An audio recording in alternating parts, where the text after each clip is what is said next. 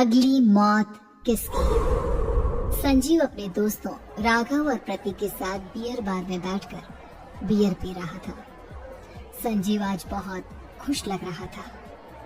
अरे यार, आज की पार्टी में तो मजा आ गया।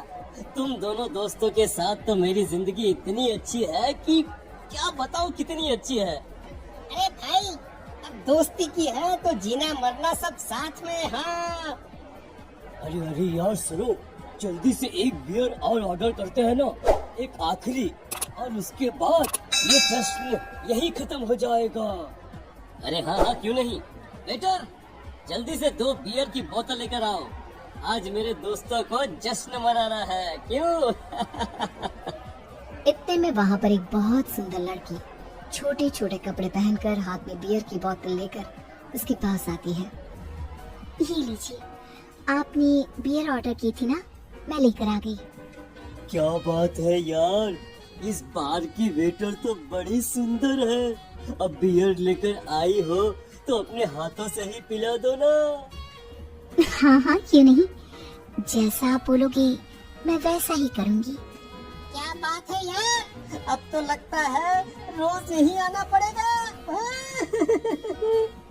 उसके बाद वो लड़की उन तीनों को बियर सर्व कर देती है। पार्टी करने के बाद वो तीनों अपने अपने घर जाते हैं।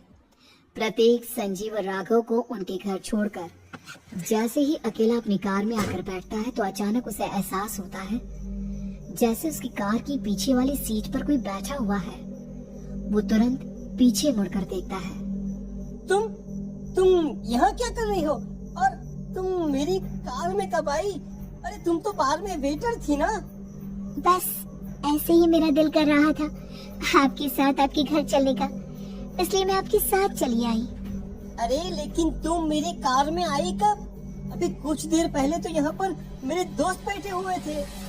प्रतीक के इतना बोलते ही उस लड़के का चेहरा खतरनाक तरीके से बदल जाता है। उसकी आंखें पत्थर की तरह सफेद और पूरे शरीर पर नीली नीली नसें उभर आती है। गाड़ी चलाओ, पूरी स्पीड में चलाओ, और अगर तुमने गाड़ी रोकने की कोशिश भी की तो मुझसे बुरा कोई नहीं होगा। डर की वजह से प्रतीक के पसीने छूटने लगते हैं। उसका शरीर बुरी तरह से कांप रहा था। प्रतीक बिना कुछ सोचे समझे कार को फुल स्पीड से चलाना शुरू करता है। चलते चलते वो शहर से दूर एक पहाड़ी पर पहुंच जाता है और सामने अब सिर्फ पहाड़ी का किनारा दिख रहा है, जिसे देख प्रतीक घबराकर अचानक से कार को ब्रेक लगाता है। देखो देखो देखो देखो, मुझे छोड़ दो मुझे। अगर अगर अगर मैंने गाड़ी जरा सी भी आगे बढ़ाई तो हम दोनों नीचे गिरकर मर जाएंगे। ये तो तुम्हें पहले सोचना चाहिए था ना। अब कुछ नहीं हो सकता।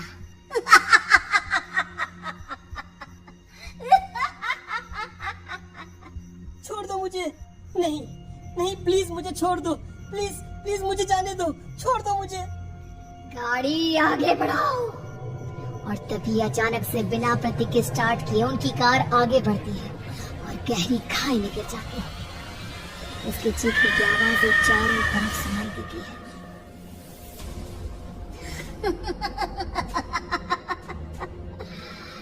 तुझे मारकर मेरे कलेजे में जल रही आग को थोड़ी शांति तो मिल गई, लेकिन अभी ये कहानी खत्म नहीं हुई। और फिर अगले दिन राघव और संजीव को पता चलता है कि प्रतीक की पहाड़ी से नीचे गिरकर मौत हो गई। अरे कल रात की तो बात है यार, हम सब बैठकर पार्टी कर रहे थे, लेकिन मेरी एक बात समझ में नहीं आ रही। राघव शहर से इतना बाहर उस पहाड़ी पर इतनी रात को क्या करने गया था? अरे यार, वही सोचकर तो मैं भी परेशान हूँ। हम दोनों को छोड़ने के बाद तो वो सीधा अपने घर जाने वाला था, और वो आत्महत्या क्यों करेगा भाई? कल रात तक वो कितना खुश था, हमारे साथ सेलिब्रेट कर रहा था। हाँ, लेकिन पुलिस ने तो यही कहा है कि प्रतीक ने अपनी कार को जानबूझकर पहाड़ी से नीचे गिरा दिया और आत्महत्या कर ली। अरे यार संजीव, मेरी तो कुछ भी समझ में नहीं आ रहा है। चल ठीक है, अब मैं अपने घर जाता हूँ। Okay, bye. राघव अपने घर में अकेला था। दोपहर का वक्त था। तभी दरवाजे की घंटी बजी। कौन है? अरे 1 मिनट रुको, अभी आता हूँ। राघव ने जैसे ही दरवाजा खोला उसने देखा कि सामने एक बहुत खूबसूरत लड़की खड़ी हुई है। कौन है आप और यहाँ किससे मिलने आई हैं? देखिए ना, बाहर बारिश शुरू हो गई थी, मेरी गाड़ी खराब हो गई है। आपका घर नजर आया तो सोचा कुछ हेल्प ले लेती हूँ। क्या नहीं, आइए ना, आइए आइए। मेरे कपड़े पूरे भीग चुके हैं, क्या आपके पास टॉवल मिलेगा प्लीज? राघव अपने बाथरूम से एक टॉवल लाकर उस लड़की को देता है। थैंक यू सो मच, अब मैं चलती हूँ। अरे इतनी क्या जल्दी है? आप चाहे तो बारिश रुकने तक यहाँ पर रुक सकती है। हाँ। लड़की ने पलटकर राघव की तरफ देखा। नहीं, मुझे जाना होगा, मेरा काम बाकी है। और वो वहां से चली गई। उस लड़की के जाने के बाद राघव अपने बाथरूम में नहाने के लिए गया और जैसे ही उसने बाथरूम में देखा तो उसका टॉवल वहीं पर लटका हुआ था।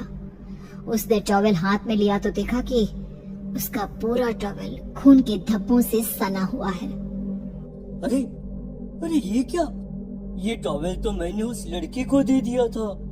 ये वापस मेरे बाथरूम में कैसे आ गया? और इस पर ये खून के धब्बे कहाँ से आ गए? राघव ने आईने में देखा तो उसकी गर्दन पर एक बड़ा सा चाकू का कट लगा हुआ था जिससे खून बह रहा था, जिसे देख राघव के होश उड़ गए। हाँ, अरे ये क्या? मेरी गर्दन इतनी ज्यादा कटी हुई है और मुझे दर्द भी नहीं हो रहा है। ये क्या हो रहा है मेरे साथ? राघव घबराकर बाथरूम से बाहर आया और अपना मोबाइल उठाकर उसने संजीव को फोन लगाया। संजीव जल्दी से मेरे पास आ जाओ।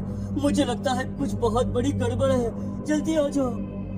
उधर से आवाज आई, लेकिन वो आवाज संजीव की नहीं बल्कि एक लड़की की थी। कुछ अजीब नहीं हुआ है, बस तुम्हारी मौत तुमसे मिलने आई थी और तुम्हें मार कर चली गई।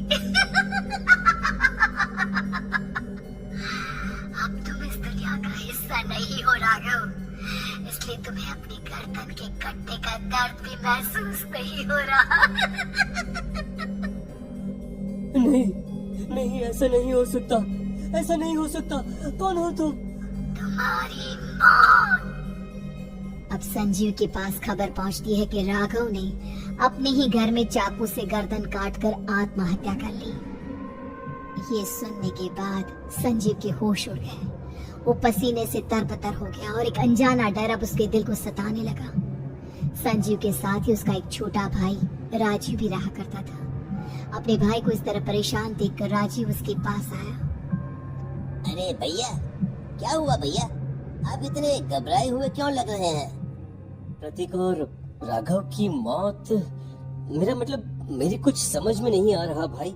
अचानक से मेरे दोनों दोस्तों ने आत्महत्या क्यों कर ली? अरे वो तो मेरी भी समझ में नहीं आ रहा है भैया। हाँ, हो सकता है कि कोई परेशानी होगी और इसीलिए उन्होंने ऐसा किया होगा। हाँ, लेकिन दोनों की जिंदगी में एक साथ परेशानी और दोनों का इतनी खतरनाक तरीके से आत्महत्या करना, कहीं ऐसा तो नहीं मैं भी मर जाऊंगा? अरे आप ऐसी बातें क्यों कर रहे हैं भैया? वैसे ही मैं इतना परेशान हूँ।